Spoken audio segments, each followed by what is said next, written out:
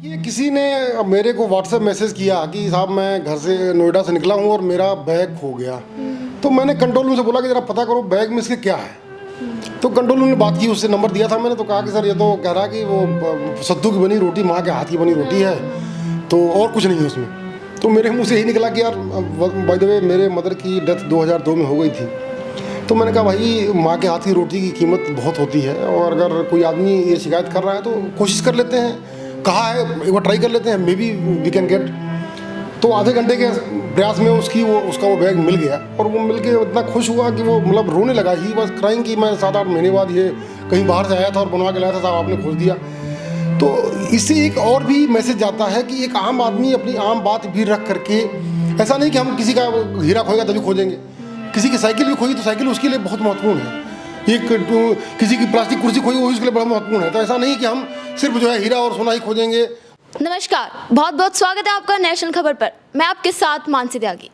आज हम आए हैं दिल्ली मेट्रो डीसीपी जितेंद्र मणि त्रिपाठी के पास, उनके बारे में उनसे बातचीत करने कि उन्होंने कैसे अपनी स्ट्रगल लाइफ की शुरुआत की, कैसे अपनी हेल्थ को मेंटेन रखा।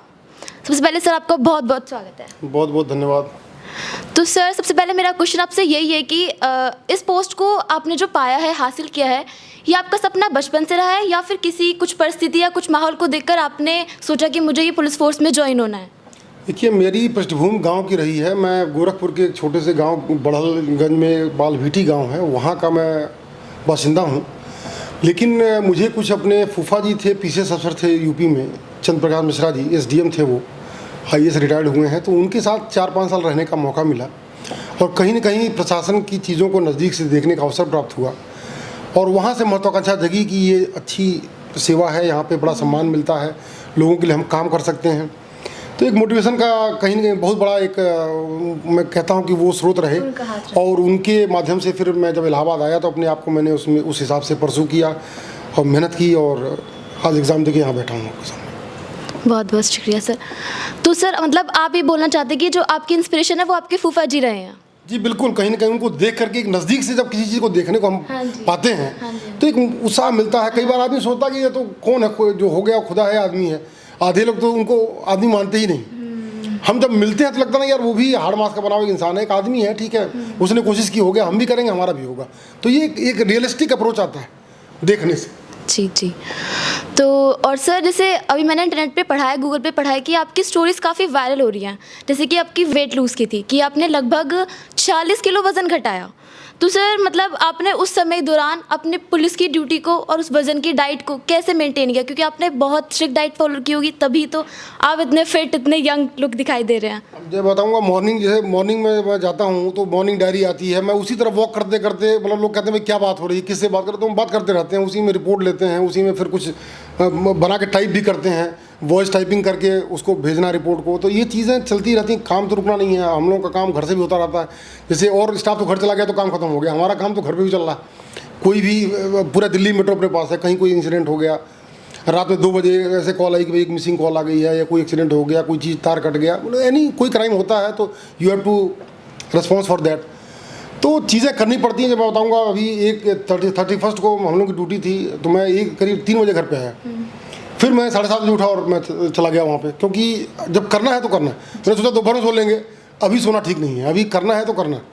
तो जब ये डिटर्मिनेशन आपके पास आएगा कि वी हैव टू डू। मैं बताना चाहूँगा, बरसात में मैं रेनकोट पहन के भी वॉकिंग करने गया हूँ। तो कहते हैं, मेरा ये मानना है कि कोई बड़ा लक्ष्य अगर हासिल करना हो तो ऐसा करो कि लोग कहें कि यार अब ये पागल हो गया।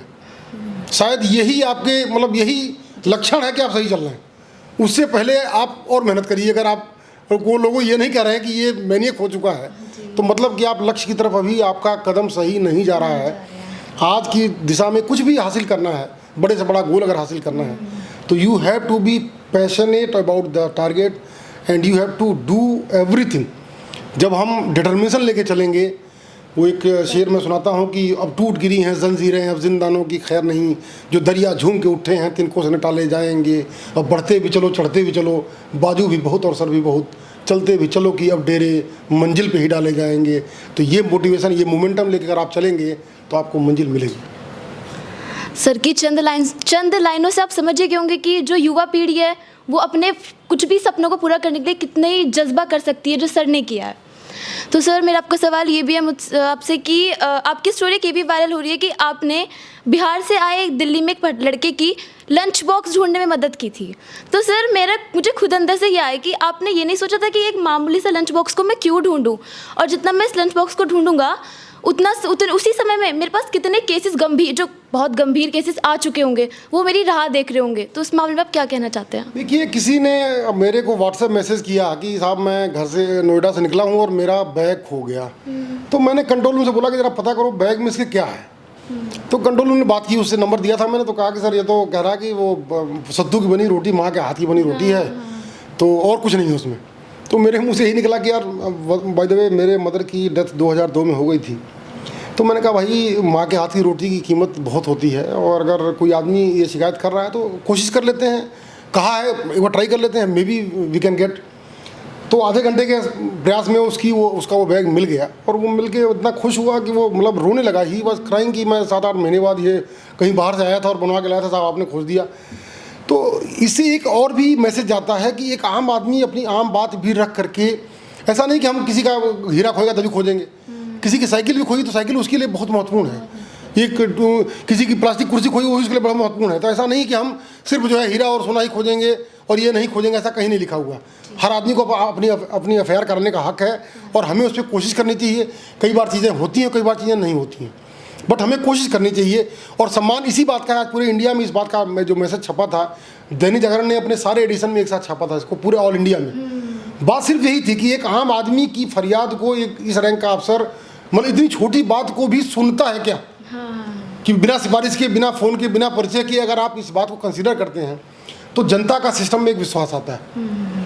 मैं दिल्ली पुलिस का एक चेहरा हूं, और कोशिश करता हूं कि कम से कम मेरे माध्यम से दिल्ली पुलिस की इमेज अच्छी हो और लोगों तक अच्छा मैसेज जाए, और वही एक छोटे सिपाही के रूप में अपना काम मैं करता हूं और कोशिश करता हूं। जी, वैसे लोग ये सोचते होंगे कि हाँ मतलब बोला जाता है कि पुलिस को कॉल करो उसके बाद आती है, पर शायद सर की स्टोरी ने लोगों को बता दिया होगा कि नहीं, पुलिस बहुत जागरूक है, चाहे आपकी छोटी चीज़ को है, चाहे आपका हीरा को है, पुलिस हर चीज़ के लिए आपकी जागरूक है, पुलिस बैठी है आपकी हेल्प के लिए। तो सर बहुत बहुत धन्यवाद।